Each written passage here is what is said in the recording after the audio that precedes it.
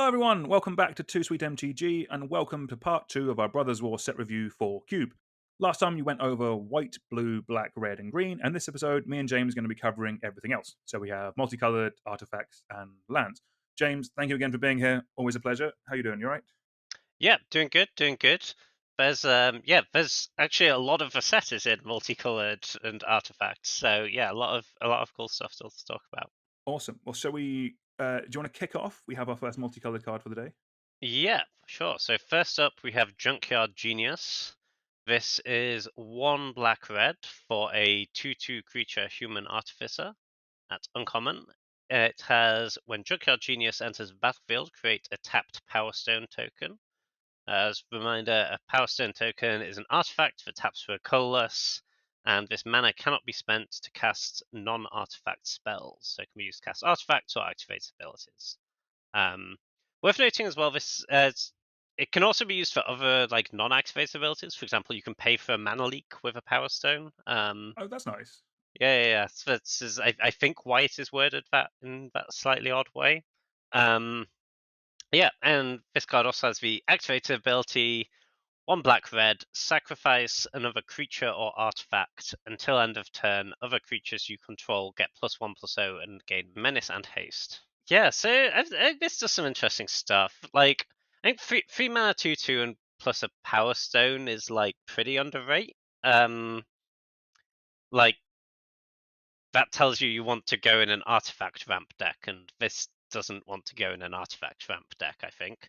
But the activated ability is powerful, but I think 3 mana is a lot for that. Even though it's kind of 2 mana because you can pay for one of it with that Power Stone. I think you can do better in if you're talking about sort of aristocrats. I guess the place it becomes interesting is like it's a sack outlet for artifacts, but I think because it's an aggressive ability, it's like it's pretty awkward having it behind that mana restriction. Like you're and you're probably like unless once you've sacrificed that Power Stone, which is probably the first thing to go, you're getting a bit like do you want to give up board presence to do this really? Like I don't think it's a terrible card, and I think in like an aggressive-ish red black artifact deck it could do some work, but I don't think it's a standout even in the perfect deck for it. That does make a lot of sense. So, where I was kind of looking at this, or still trying to work out, because we've had quite a few kind of like Rakdos artifacty stuff recently. Part of the thing I'm still trying to work out is I like the idea of moving like artifacts, like sacking artifacts into Rakdos. The thing I'm trying to work out is what does that deck look like? Is it small, go widey, aristocraty style stuff, or is it recurring, big, impactful things? So kind of like, are you trying to like recur one big artifact, kind of like the Chaos Defiler we saw from the Warhammer set, or are you kind of like doing like only cop anvil stuff with lots of small things?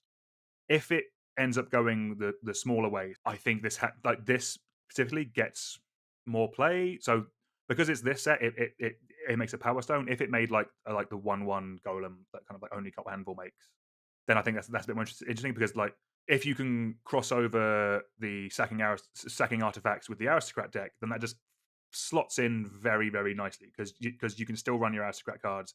If it's creatures you're sacking, then you'll get the drain effects off of those. There's less play with that Yeah. with artifacts, if that makes sense. But yeah, I thought it was an interesting card. Yeah, I completely agree with everything you said in terms of power level, and in terms of generally I do completely agree. You don't want to be paying for your sack outlets, but the fact that this does pump your whole board does make it a bit more interesting. Yeah, I'd imagine what we want to be doing here is like you have a bunch of Thopters, a bunch of servos, and like maybe some treasure to sacrifice. And it's like you have one big turn where you sack a bunch of stuff, right? But yeah, I agree. I think there's a lot of direction because you can also go that the artifact recursion deck in like Krark Clan Ironworks, big mana sort of do some loops, do some combo stuff direction. Yeah, I think yeah, if you're in the aggressive version, could be a role player. Let's move on to our next card. We have Legions to Ashes. This is 1 white-black for a sorcery. It says exile target non-land permanent an opponent controls, and all tokens that player controls with the same name as that permanent. So, unless I'm mistaken, this is very much like Orzhov's Maelstrom Pulse. Yeah, absolutely. Yeah, because in like one-on-one formats, Maelstrom Pulse is basically remove a threat or remove all their tokens. And this is effectively the wording of that. The exile is definitely an upgrade on Maelstrom Pulse, which just destroys, I believe.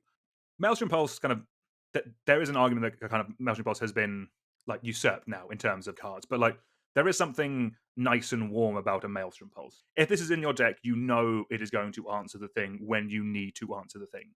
That part is nice, and the added ability to wipe a whole board of tokens that will come up, and that'll be very helpful when it does. I think the main thing for me is just making space for it. Like I'm not like if you're running one of these effects in your Orzhov guild section, like does this get in over like Anguished Unmaking or something like that? And um, the flexibility is there because it does have the bonus of the mini board wipe. But what's your take, James? Where do you land on this? Yeah, I think I kind of agree overall. Like, I agree. I think Maelstrom Pulse has kind of been power crapped. I do think it's a decent amount better because, like, exile does matter a lot. Yeah, With a lot of targets in cube, and it's the only like theoretical upside of Maelstrom Pulse over this is if they have two non-token creatures that have the same name, but we're playing cube. It's singleton. They don't unless they have like clones specifically.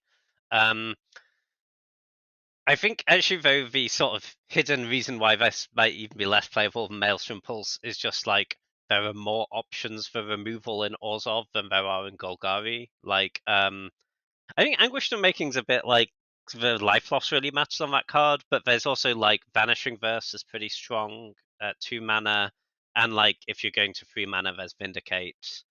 I don't know how many of these effects you need. Like I think it's good flexible removal and maybe worth talking about briefly. But yeah, I think there are lots of options that it's competing with. Does go up a lot if there's like a token theme in your cube, then this is a really good way to fight that deck. yeah, definitely. Cool. Next up we have Mishra, claimed by Gix. It is 2 red and black for a 3/5 legendary creature Phyrexian human artificer.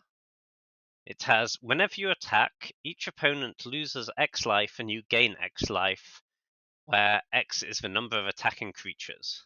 If Mishra claimed by Gix and a creature named Phyrexian Dragon Engine are attacking and you own and control both of them, exile them, meld them into Mishra lost to Phyrexia, it enters the battlefield tapped and attacking.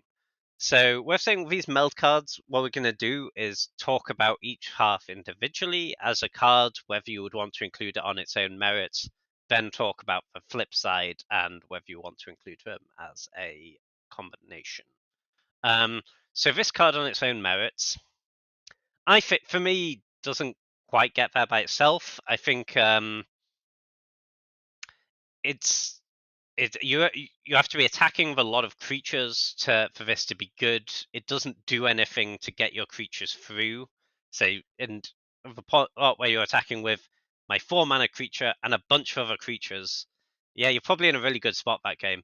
And you compare this to like Hellrider as an aggressive card. Yeah, Hellrider has haste, does it all straight away, and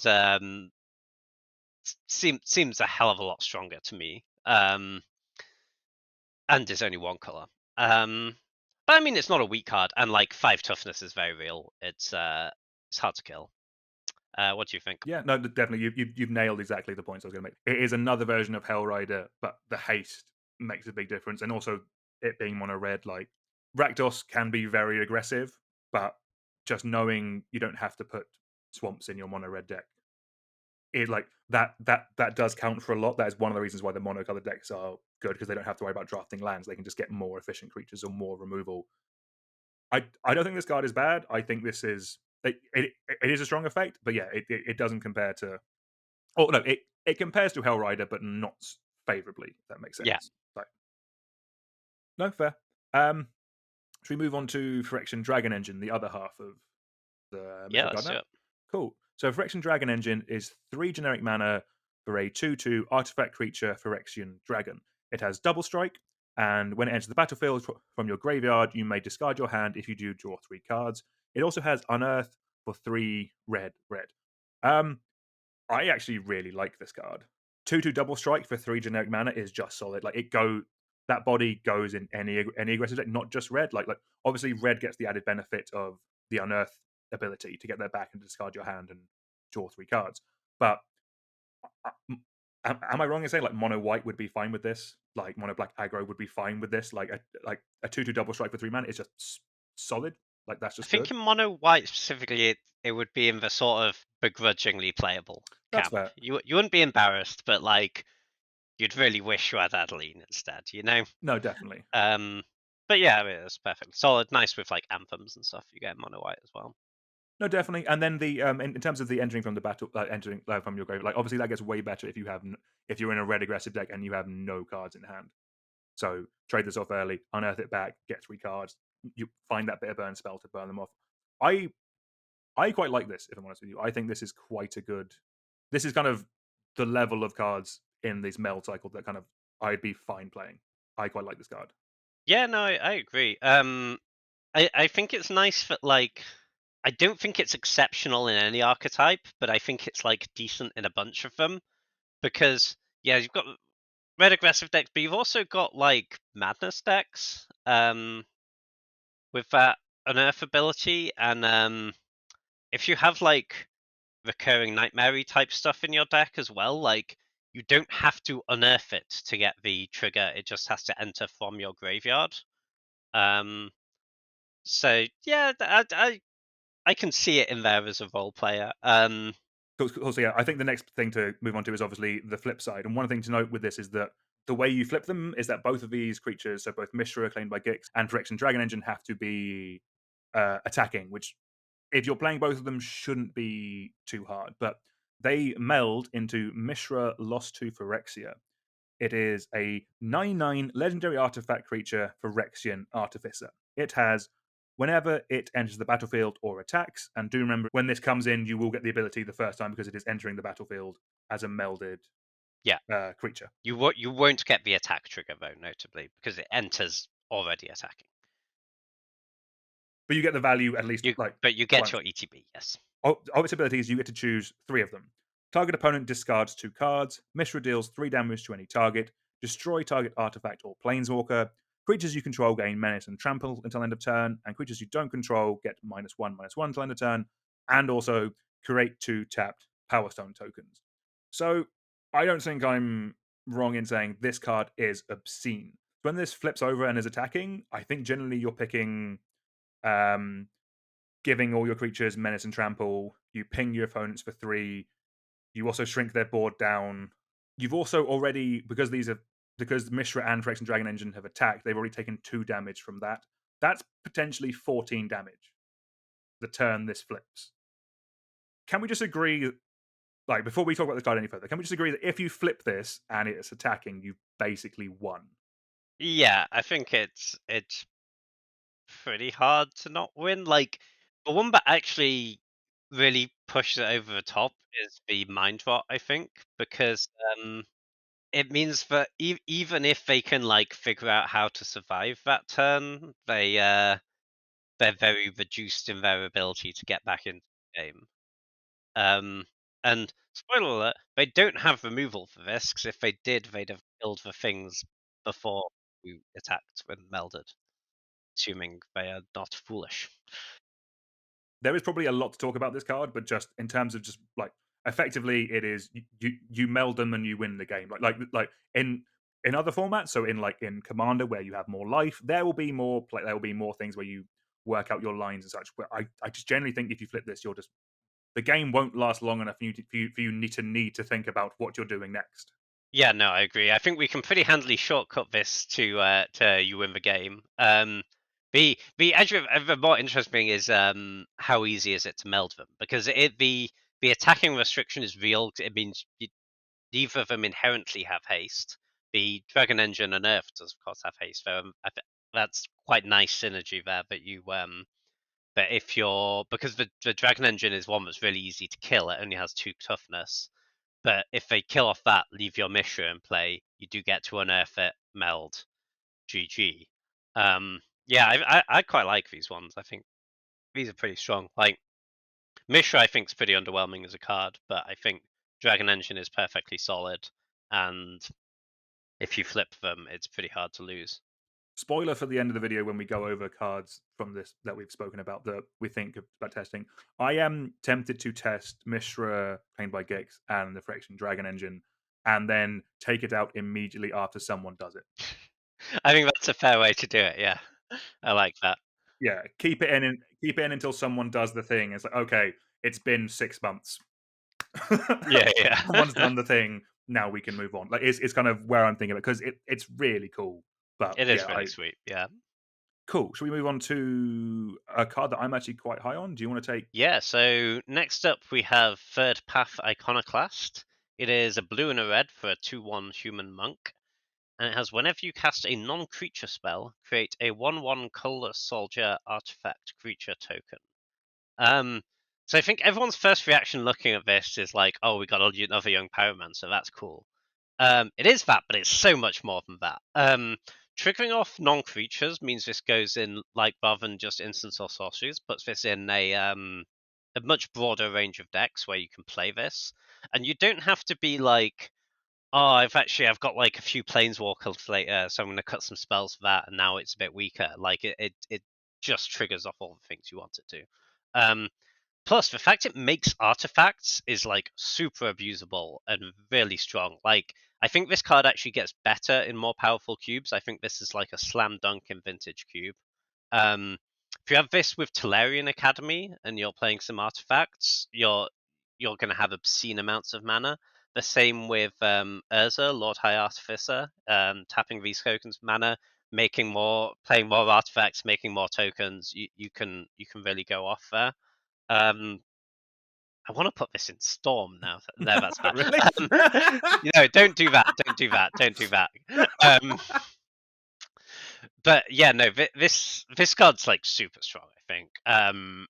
Yeah, lots of flexibility. Nothing bad to say about it. And like the base mine, like Young Pyromancer was already like perfectly decent, and this is like a lot better. The fact it goes in multiple decks, whereas Young Pyromancer, like this does take up a guild slot, but this is worthy of the guild slot. Like especially as is it spells and is it artifacts are both in cubes that kind of want to that can run both in those guild sections, and this plays a role in two different archetypes that can be both supported in the same cube. Like as a crossover piece, as a signpost piece, I think this is fantastic. Yeah, this is one of the cards that'll be played most from this set, I think, because also it is an uncommon, so peasant players rejoice. Like, yeah, I think this card is fantastic. Let's move on to the start of our last meld card. We have Urza, Lord Protector. It is 1 white blue for a 2/4 legendary creature human artificer. It has artifact, instant, and sorcery spells you cast cost 1 generic less to cast. It then has 7 generic if you both own and control Urza Lord Protector and an artifact named the Might Stone and the Weak Stone. Exile them, then meld them into Urza Planeswalker. Activate only as a sorcery.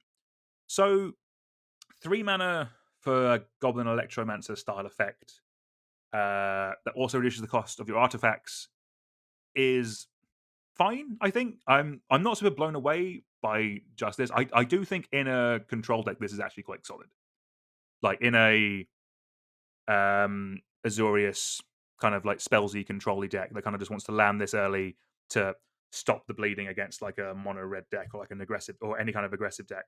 This will stop the game and then could be the mana reduction engine to kind of let you cast your slightly bigger spells ahead of time. Like I don't think this is like it's kind of in the wrong colors for kind of the Goblin Electromancer kind of stormy style cost reduction thing. But like those kind of controlly decks, they run a lot of like spells, like they will happily run big blue spells as their finisher or their card draw as well. And also those decks also will happily run a Wormcoil engine as a finisher. Like getting that out a turn earlier isn't nothing. Like or having it cost reduced by 1 so you can leave up your mana for your counter magic is also a thing that those decks kind of want to do. I think this card is fine. Not spectacular, but James, what's your take? Yeah, I think I basically agree with all of the things you said. Yeah, it's getting this a bit on the weak side. Like the 4 toughness is nice, but you're just overpaying for these effects. And like against precisely an aggressive deck in blue-white control, maybe the 4 toughness makes this good enough. But like in a lot of matchups, you just don't want to tap out on turn 3. And then you end up having to run it out later, and I think it gets tricky. Yeah, agree. Yeah, the colors mean it's not really a storm card, and like you're overpaying by 1 anyway. If you really wanted an artifact cost reducer, there's like I think it's Enthusiastic Mechanaut does the same thing again at 2 mana. Yeah, doesn't get there on its own, but I mean it does stuff. It's not like Yeah, yeah. embarrassing, but but yeah, I wouldn't include it just by itself. No, definitely. Do you want to read the card that this lad melds with? Yeah, I'd love to. So the other meld piece here is the Might Stone and the Weak Stone. It sounds like 2 cards, but actually it's 1. It is 5 generic mana for a legendary artifact Power Stone. When the Might Stone and the Weak Stone enters the battlefield, choose 1. You can draw 2 cards, or target creature gets -5/-5 until end of turn, like both of those. And it has tap for 2 generic mana. This mana can't be spent to cast non-artifact spells, and melds with Urza Lord's Protector. So this is like these effects are both good. The modality is really nice. It's pretty expensive what it is. But you do get a decent amount for 5 mana.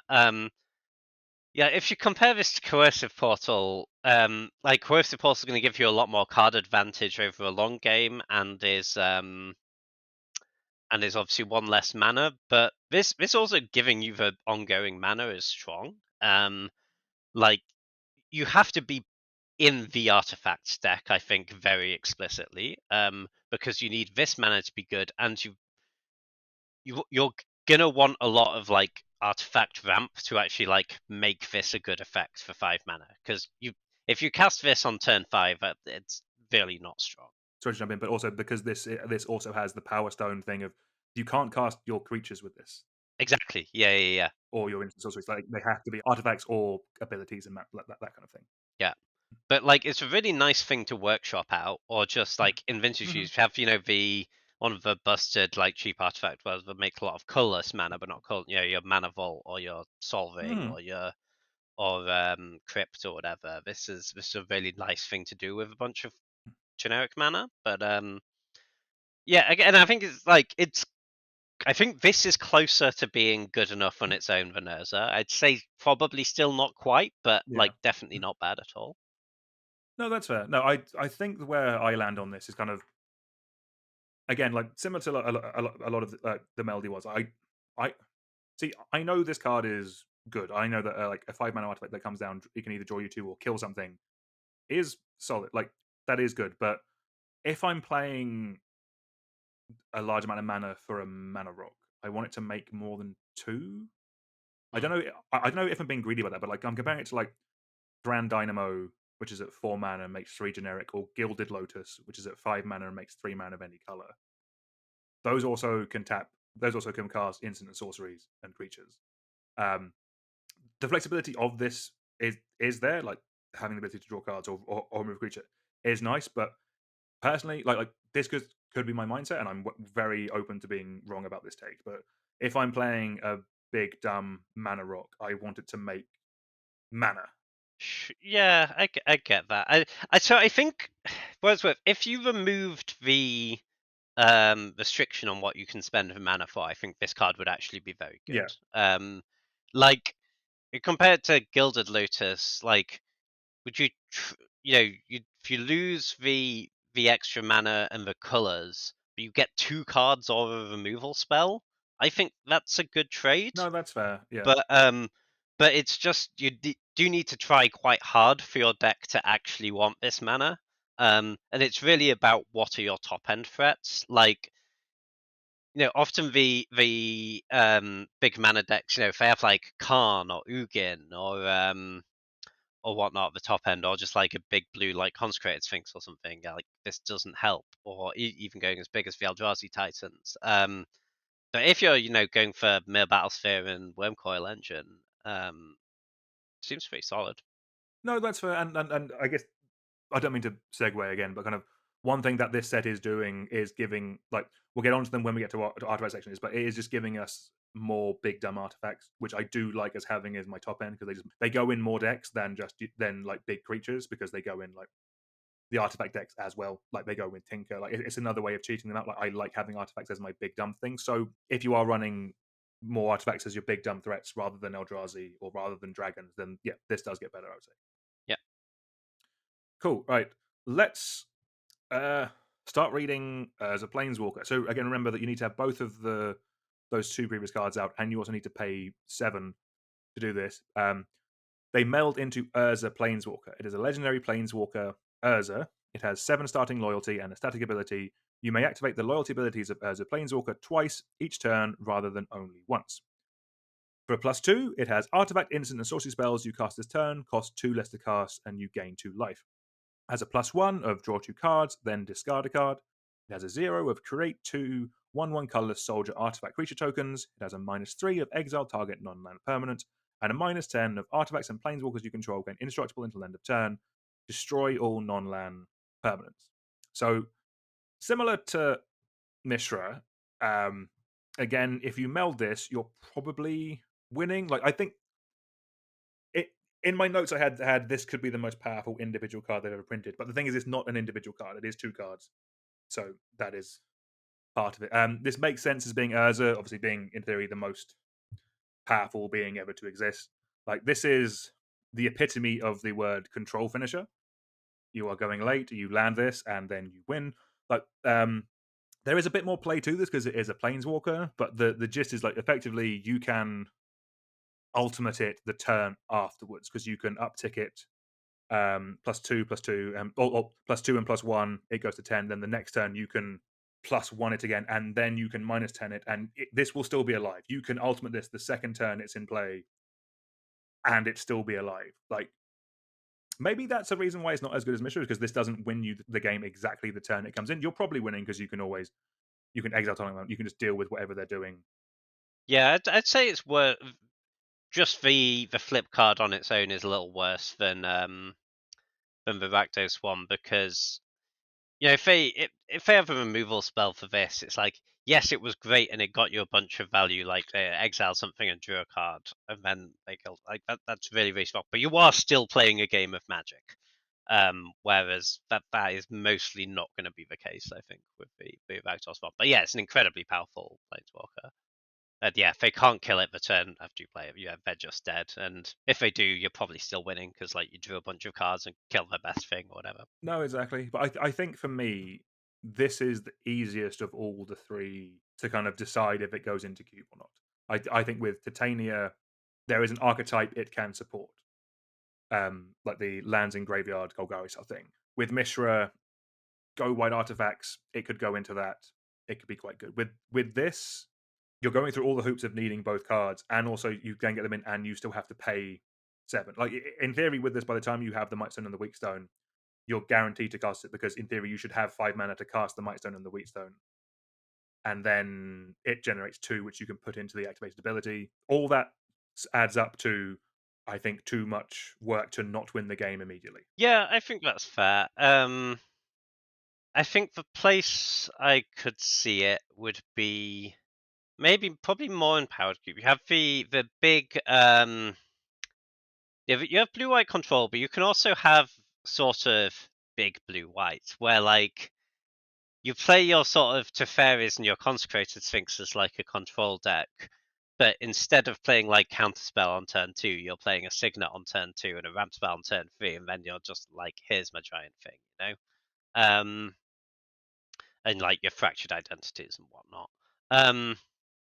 And like I could imagine playing it in that sort of deck, but the thing is they're going quite specific decks and you need 2 cards, and yeah, if you don't get the Might Stone, the Weak Stone, I think Urza's just like 0% to make any decks.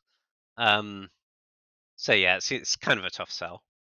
But also, if you're like, but it's also like not bad enough that like if you look at this like this is the coolest thing in the world, I really want to play it by own. Like you totally can, and like people will play these cards from time to time. You know, it's not like they're gonna like. I don't think Might Stone with a Weak Stone is gonna be going like last pick every draft. You know.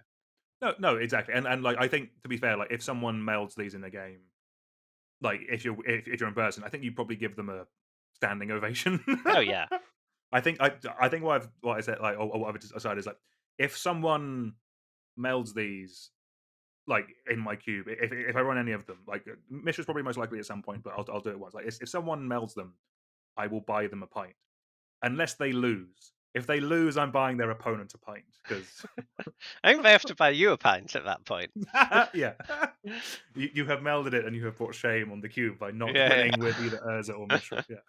All right, should we move on to our next one? Okay, next up we have Flame War Brash Veteran. This is a part of the Transformers supplemental product. Um, and it's quite a confusing card. It is 1 red black for a 3/2. It has sacrifice another artifact, put a +1/+1 counter on it, and convert it. We'll come back to that. And it has 1 discard a card. Put all exile cards you own with intel counters on them into your hand. How do we get intel counters? That's on the other side. So when it says convert, what it means is transform.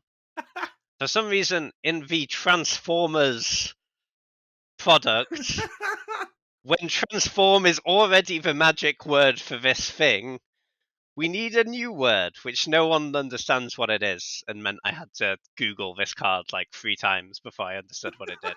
Um, Sorry, but James. there we go. That's the world we live in. Good job, Watsy.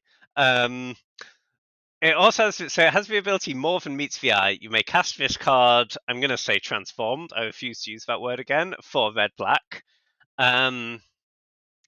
So we can flip it to the other side by casting it on the other side or by using the ability. The other side is Flame War Streetwise Operative.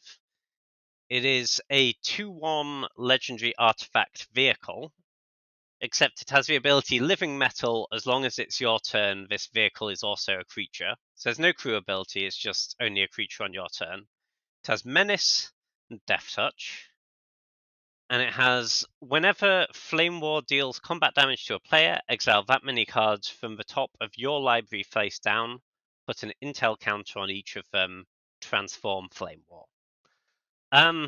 So I think the default play pattern here is very much that you cast the vehicle side for 2 mana, because that's the evasive side, that's the side that can get to through 2 mana, 2/1 Menace Death Touch, very solid. And then so you're pretty likely to be able to get in a hit with that. Then you're going to exile the top 2 of your library and flip Flame War back over into the 3/2. You do have to flip.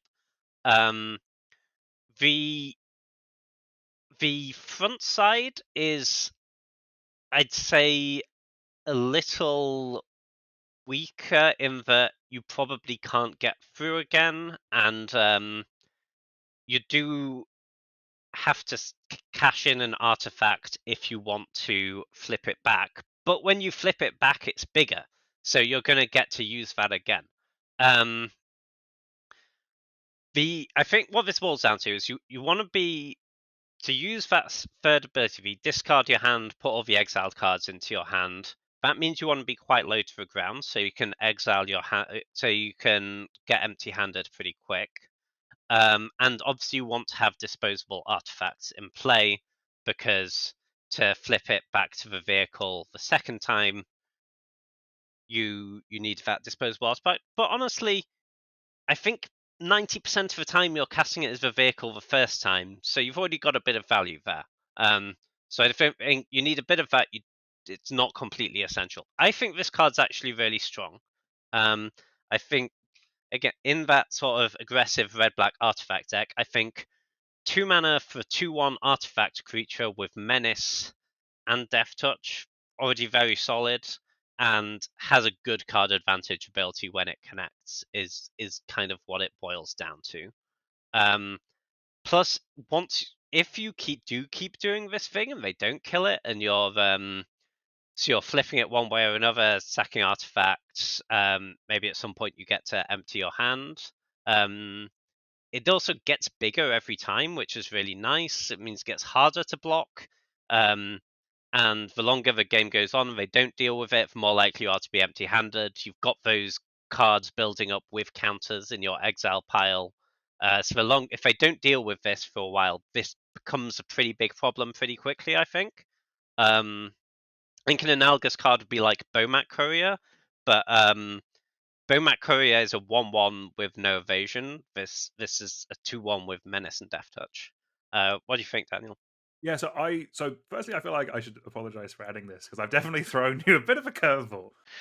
No. I think we definitely needed to talk about it because I think it's a really powerful card. I met a Watsy, not you. Yeah, yeah. No, I really like this card. One thing I do just want to clarify rules wise because correct me if I'm wrong, but because it says when Flame Ward deals combat damage to a player, exile that many cards on the top of your library. So the first time you hit, do you exile 2 cards? You exile 2 cards, and if it comes back and it has a counter on it, you'll exile 3. So even if this only hits once, it's replacing itself effectively with 2 cards. That's very strong, and Yeah, I I bet mean, you you're that not getting grows. the cards straight away, right? Because when you hit, you won't necessarily want to cash in your hand for those 2 No, exactly. cards Yeah. right away. Yeah, I think yeah, it's like the Bomat Courier thing where it's you get into the spot of like, do I want to try and keep hitting, or do I want to like cash in now in case they kill it? But yeah, because I mean, once the creature is gone, there are no ways to return those cards unless you can somehow recur this creature. If you do, those cards still exist in exile with intel counters on them. So that's kind of interesting. But yeah, no, you snowballs quite quickly, I think. No, definitely not. I really like this card. Like again, we've been talking about it for a couple of videos, like the yeah, red black artifacty sacrifice things. Like for me, like this with like a only cult anvil, like those 2 cards might be the additions to my cube to make that Rakdos section kind of come together a bit because the only cult anvil makes you the thing every turn that you can sacrifice to this to put the counter on it to get more damage through while you're also pinging them. I think that could be quite an interesting way of going with it. But yeah, glad we spoke about it. Spoilers, that is the only Transformer card on this list. If there's any other ones that people think are good for Cube, do let us know down in the comments below, and we'll maybe look at them in the future. Right, but let's move on to our artifacts now. Our first card is Autonomous Assembler. It is 5 generic mana for a artifact creature assembly worker. It is a 4/5 with vigilance, and it has pay 1 generic, tap it, put a +1 counter on target assembly worker you control. This is also our first card with Prototype. Prototype is basically an alternative casting cost. So Autonomous Assembler, you could cast for 1 and a white. If you did that, it would be a 2/2, but it would keep all the other abilities. So if you paid 1 and a white, you'd have a 2/2 that has vigilance and the tap ability.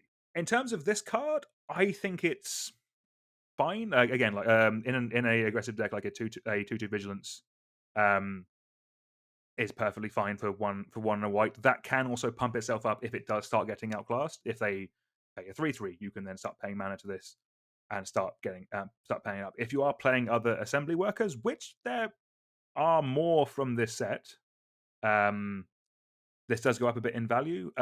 One thing I wanted to mention as well, right off the bat, with all of these prototype cards, is flicker, and it is flicker effects.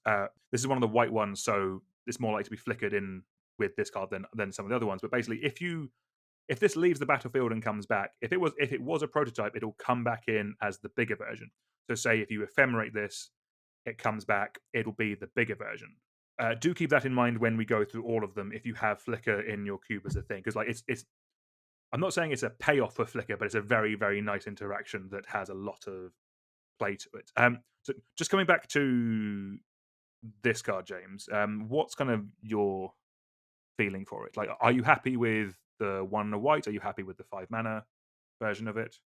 I think the way I'm viewing this, I mean, I'm definitely not happy with the 5 mana. That sounds very clunky. But I think mostly the way I'm viewing this is, I think it's a great card, but if you're doing the white aggressive artifacts deck, which I think we spoke a little bit about in part 1 with the white cards were leaning in that direction, and there's been quite a lot of support for it recently.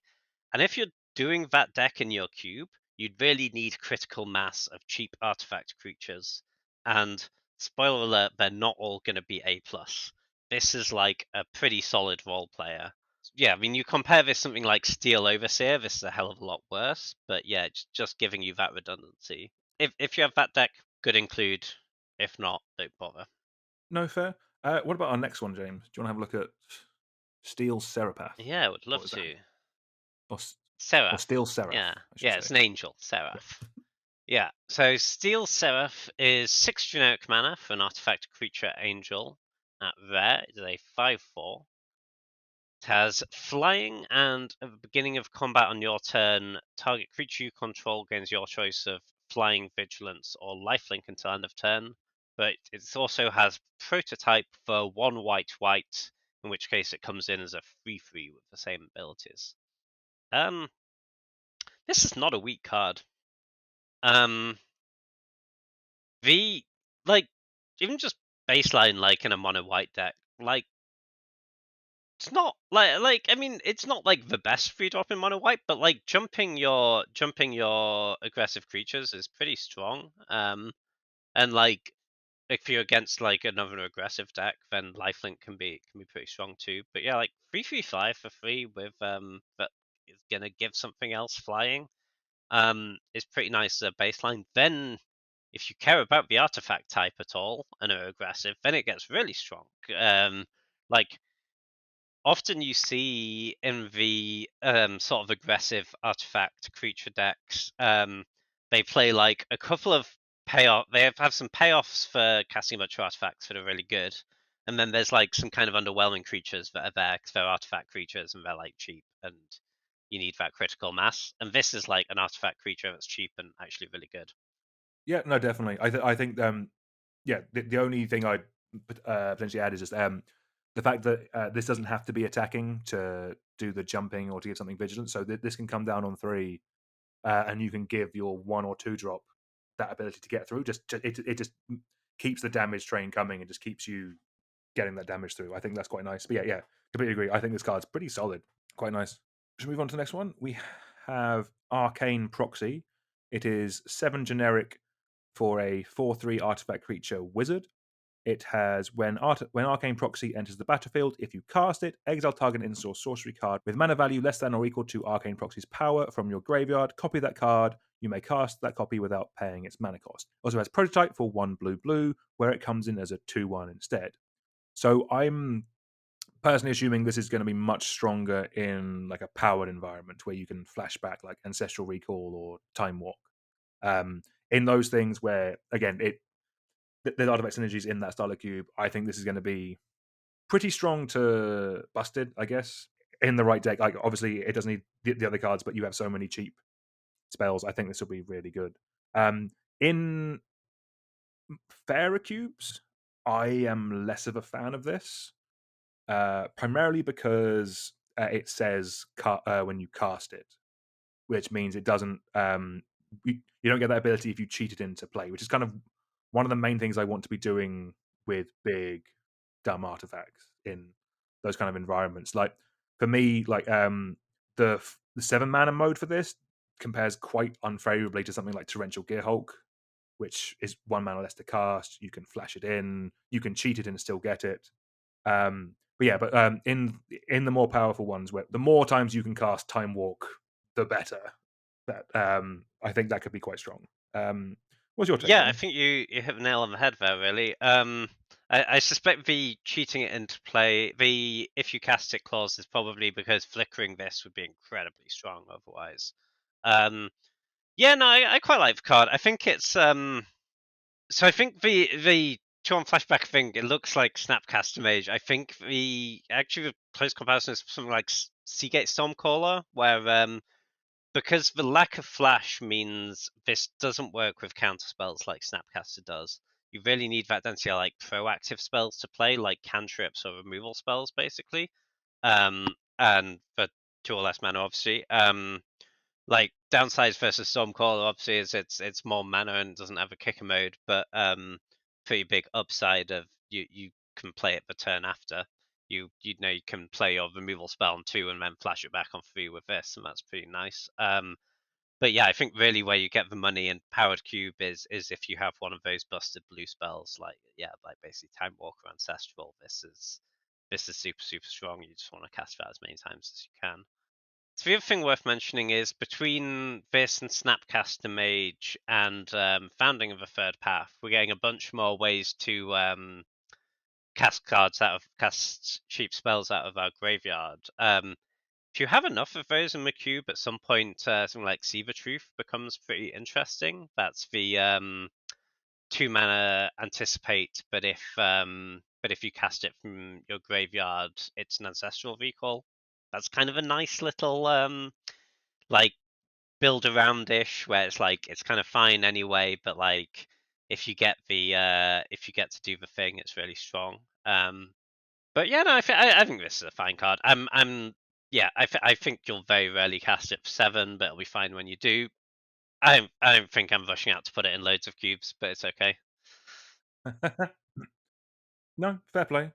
What about our next one, James? Do you want to take our next one? Yeah, so next up we have Teresian Mindbreaker, which is 7 generic mana for a 6/4 artifact creature juggernaut.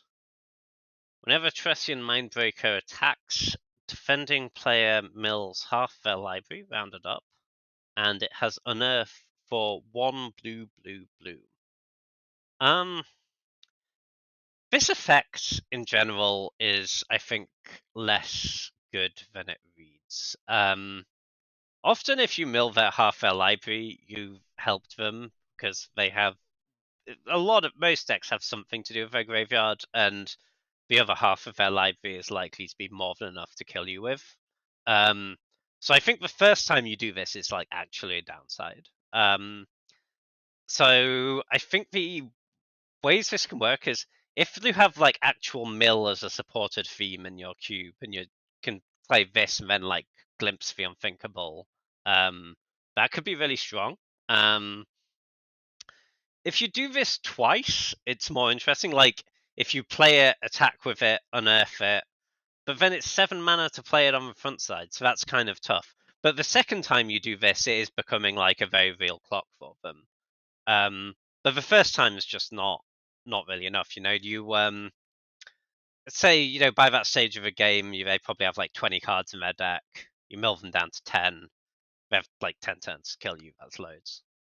Yeah, unless they're like, I mean, occasionally they'll get lucky. Or they'll be like a control deck and you'll mill all their win conditions. But I don't think that's worth putting the card in your deck for. And like, it's so expensive up front.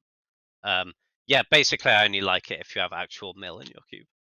Yeah. So the other place I could just say it just to quick is if you are specifically playing this to cheat it into play. Also, so if you sneak attack this in, it'll die. Then you unearth it back, and then you get your second attack through. Sure. That I quite like. Or the Goblin Welder way of Goblin Welder in, sneak attack it in, Yeah. it dies. Then you can do. But yeah. I do completely. So I completely agree with everything you said. My thinking was more, if you get this twice, you probably milled a lot of their removal. It's kind of my thinking, and then you just end up with a 6/4 that just beats them to death for life damage. Like it's 4 regular swings with this will kill them as well. Is the other thing as well. It It is will, still a but 6/4. that's true of a lot of creatures. Yeah, I mean, yeah, like it could definitely win some games, but it's like I don't know why you're sneak attacking this over like anything like even an Eldrazi or Wormcoil Engine or even like a Mere Battlesphere seems better.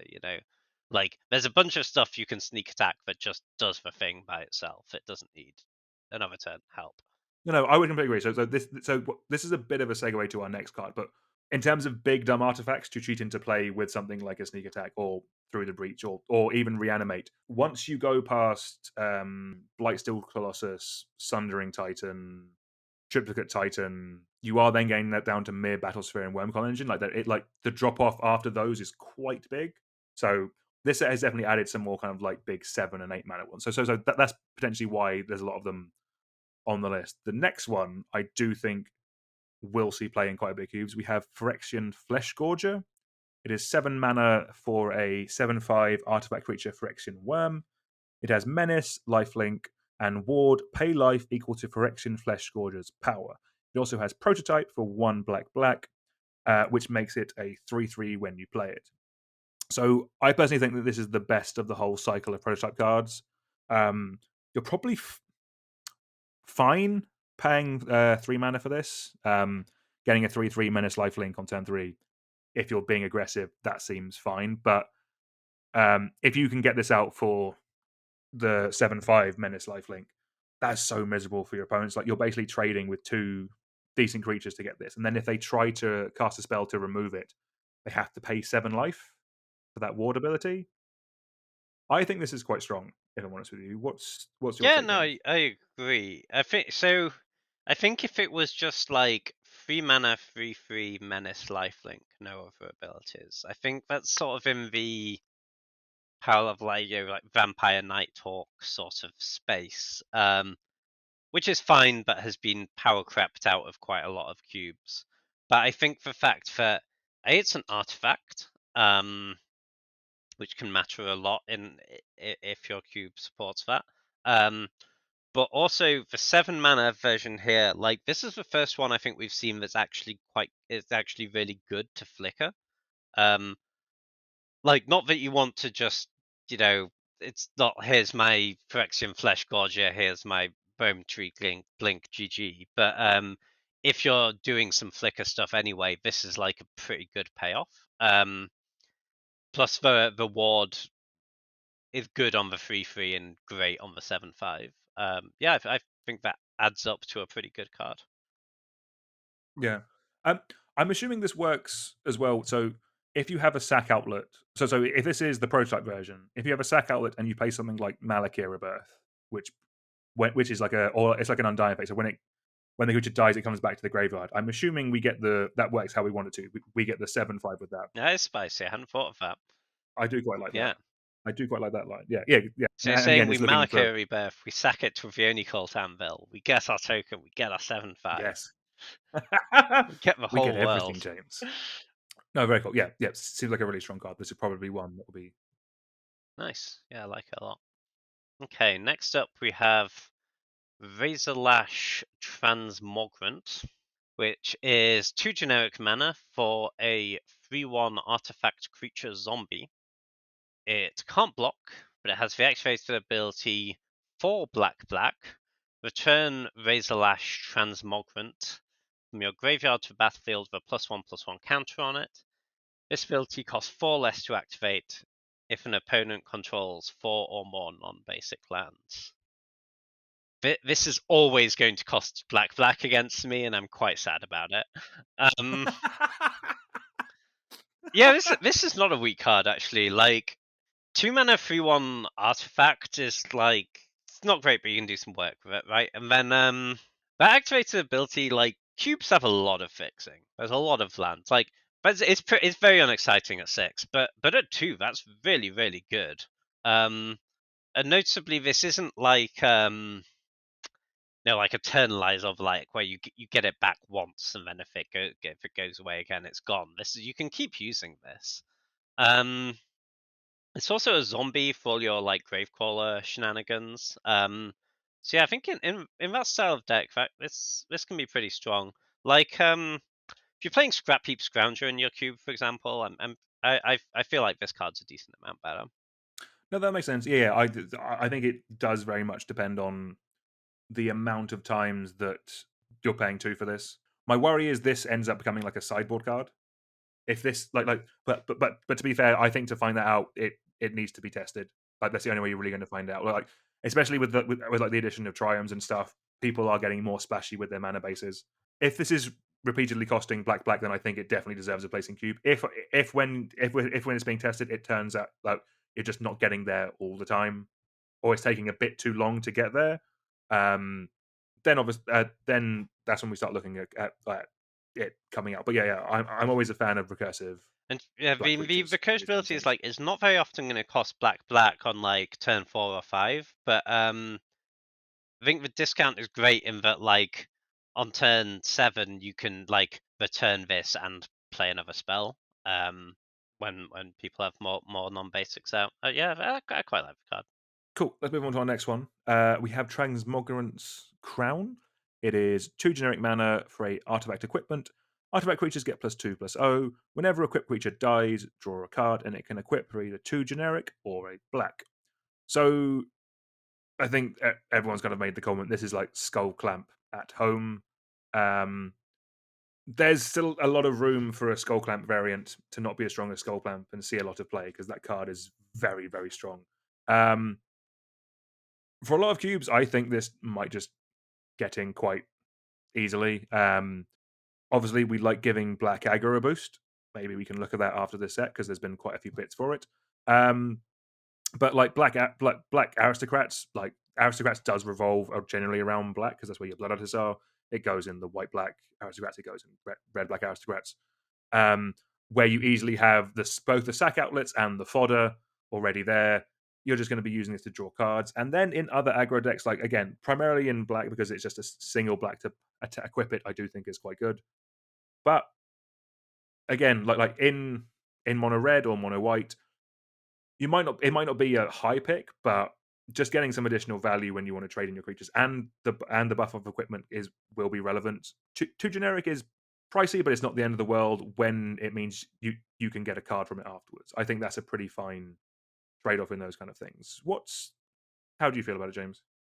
Yeah, I think to me it's more like Skull Clamp and Bone Splitter had a little baby and it's quite fixed, you know. I actually see this more for aggressive decks than for aristocrats decks. The reason is like the cause Skull Clamp is great in aristocrats decks, right? Because you don't actually need the sack outlet; it's also the Yes, sack it outlet, is the outlet. Yes, and you're getting two cards. With this one, if you compare, if your intention is just to equip, sack, draw a card, rinse, repeat, something like a Midnight Reaper or Grim Horror Specs does that much more efficiently because it just sits in play. You don't have to pay a mana to equip it every time. The place I really like this is in aggressive decks, where I think you're not using the draw card to sack the creature necessarily. I think you want to put this on your cheap creature. It now has like 4 power, so they have to kill it. And then you get a card out of the deal. Um, I, I don't think I'd be very interested in it outside of black decks, just because the with equipment, the equip cost is much more important than the casting cost because you're going to be paying it multiple times. And yeah, I think two's just a little on the pricey aspect. But a black and aggressive deck, I like this a lot. I think this is one of the stronger cards for that deck. I think between this and Gix, it's got a real boost. no, looks like fun. I quite like that strategy, so that's good to hear. Like I still want Phyrexian Negator to be playable, but John's Phyrexian Negator. the really bad one. Um, it's two sorry, it's two and All a the black. cards in that deck are really bad. I don't No, like know. that one's like it's two and a black for a 5/5 with trample, and if it takes damage, you sacrifice that amount of permanence. Oh, sure. I like Phyrexian Obliterator. Can That's we play that that's a one? very good. Yeah, we'll play that one. We'll play that. Yeah, Yeah. cool. Nice. Do you want to take it away with our next artifact card? Cool. Next up, we have Haywire Might.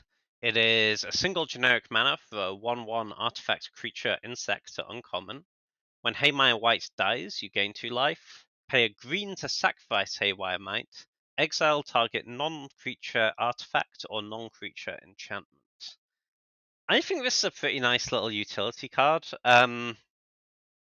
See, it's an effect we've seen before in stuff like Caustic Caterpillar, but this is gets you 2 life off the deal and exiles, and is a mana cheaper to use, which is all big deals. Plus is an artifact, which can matter a lot if you have synergies with sacrificing them. Having said that, it doesn't hit artifact creatures or enchantment creatures. It will matter in some spots, but I think realistically the majority of the targets are going to be non-creatures. It's also pretty nice that you can Urza Saga for this. Yeah, that is quite Um, spicy. yeah, that's a really like nice bit of added toolbox utility stuff. Um, yeah, so I mean, obviously it's going to compete with your Reclamation Sage, Outland Liberator type effect, but I think like if you're supporting an artifact deck in your cube, then like switching that Outland Vibrator to Haywire Might is quite a nice way to like get another artifact in, another really cheap artifact. And it's like, because it's isn't a reclamation stage, right, where they already need to have the target in play, you can just pay this on turn 1 as here's my 1 mana artifact that helps all my other things. And then whenever they play a target, you can use it if you need to. What do you think? The one addition I've got in my notes is seems miserable for mono red because you can use it to blow up their sulfuric vortex and also gain 2 life. Oh, gross! Yeah. Oh no, wait, Oh no, no, no. you How does don't that gain work? the You life don't gain the life. because With the sulfuric trigger vortex. will go on the stack Oh when you boo. activate it and Okay, resolve before the sulfuric vortex goes away. that's a shame. So I guess That's a mono shame. red can count that as a W. I don't know, Fair enough. but I mean, you still got Yeah, to yeah. kill that You sulfuric still got to get rid vortex. of it. So Yeah, exactly. Yeah, it still did the thing you actually wanted from the card at the end of the day. So yeah, that's yeah. important. Very interesting. Does seem like a cool little insect, and yeah, I think you're right about all that. Right, let's move on to Perennial Behemoth. It is 5 generic for a 2/7 artifact creature beast. It says you may play lands from your graveyard, and it has Unearth for green, green. So, any card that lets us play lands from graveyards, I think, do need to be spoken about. Like Roundup Excavator, Crucible of Worlds are very popular cards. They just do a lot of really cool things and just like open the doors to come fun strategies. Like so, obviously the most broken thing you can kind of do with those cards is strip mine and wasteland your opponent's lands into oblivion, and then you get them back, and they can't really do anything. This being 5 mana is a little bit pricey to cast, but I do like the fact that it's an artifact which costs for generic mana.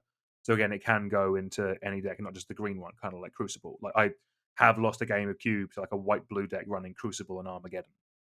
Like that is another style of deck that can exist with this kind of card. Like this doesn't have to go in a green deck, but for those green decks, the fact that you can just like this is a perfectly fine blocker, but if it gets milled or if it dies, the fact that you can unearth it back and still have that at a turn where you can play lands from your graveyards.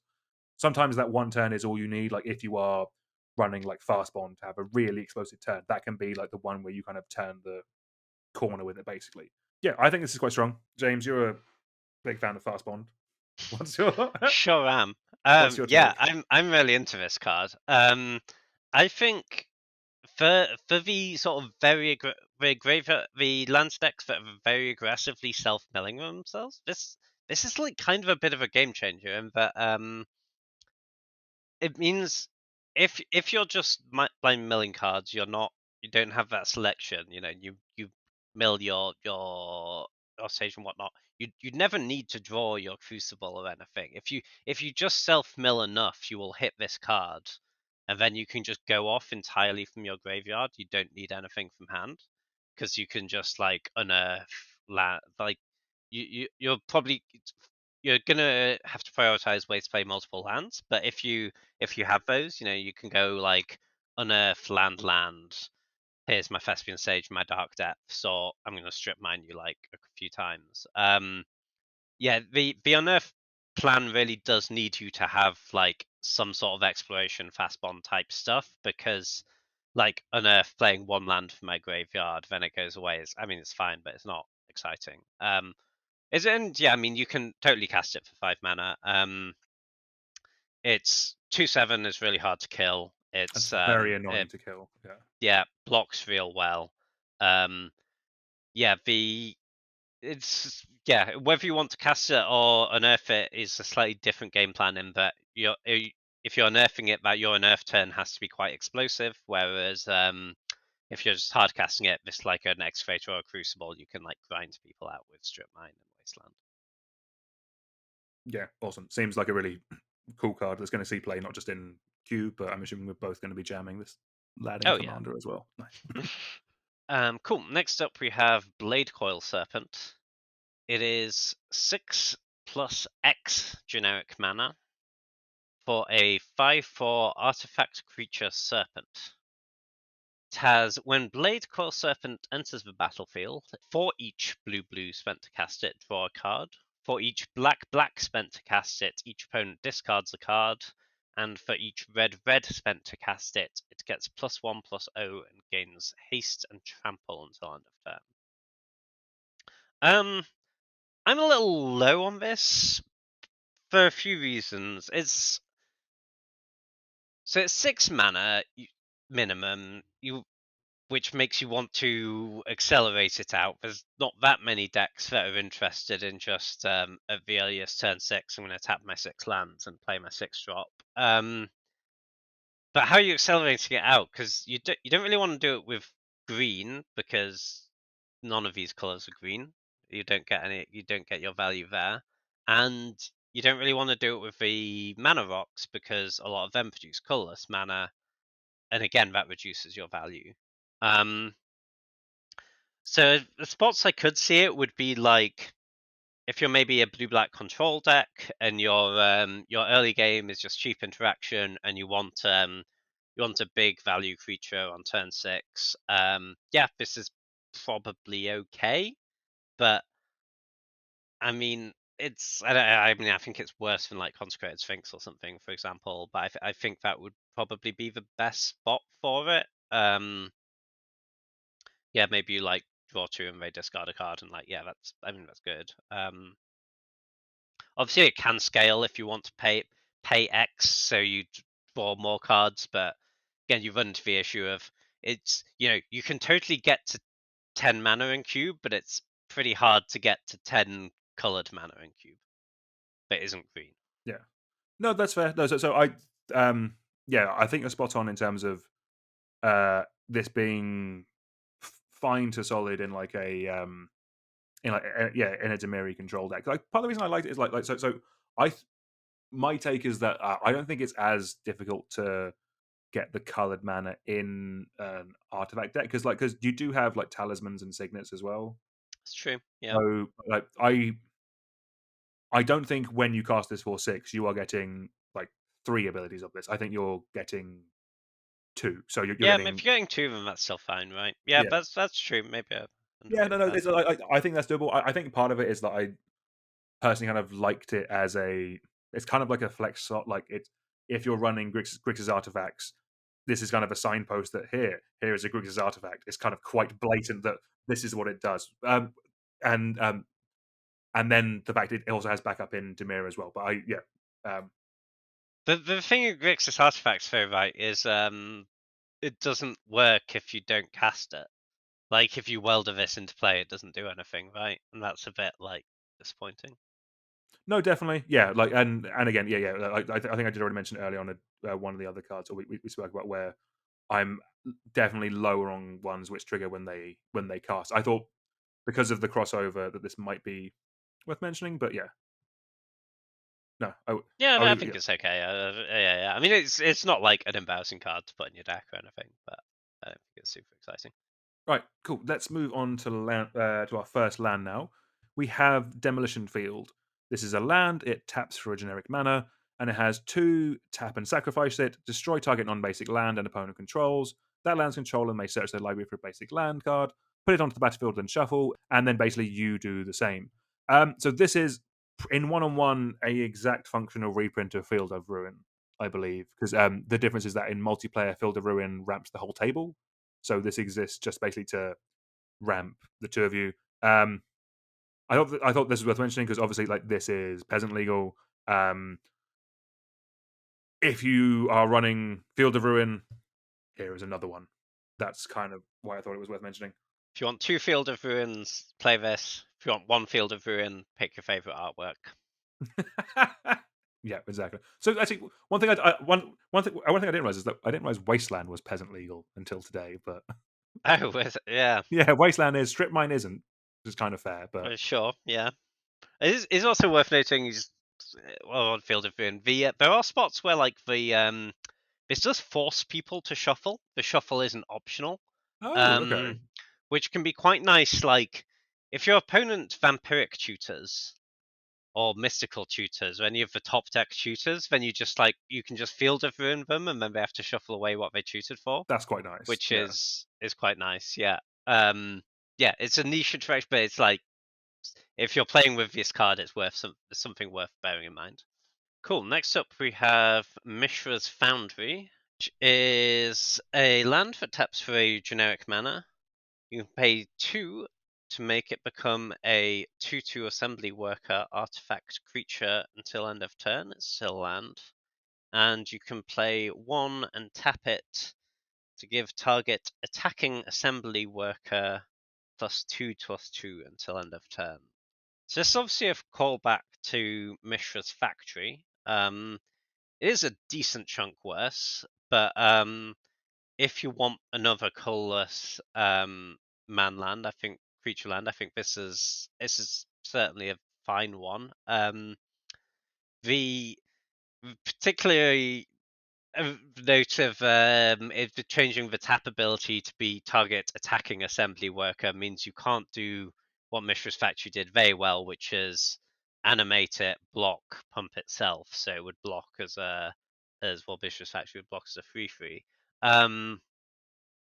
But having said that, this is we've seen a couple of assembly workers, and having this as an onboard trick is like pretty nice. There's a big threat of activation there.